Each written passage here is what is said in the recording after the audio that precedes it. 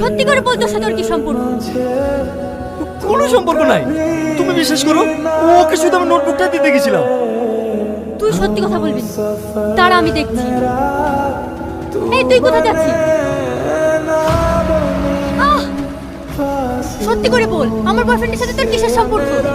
আমার বয়ফ্রেন্ডকে দখল করতে চাস? বাজে, ছাড়ো বলছি, ছাড়ো, ছাড়ো।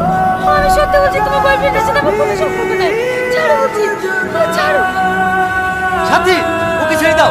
তুই ভাবলে কি এরকম একটা গায়েব ভূতের সঙ্গে আমি প্রেম করবো? ওকে দেখলেই তোমার ঘৃণা লাগে। শোন, এবারকার মতো তোকে ছেড়ে দিলাম।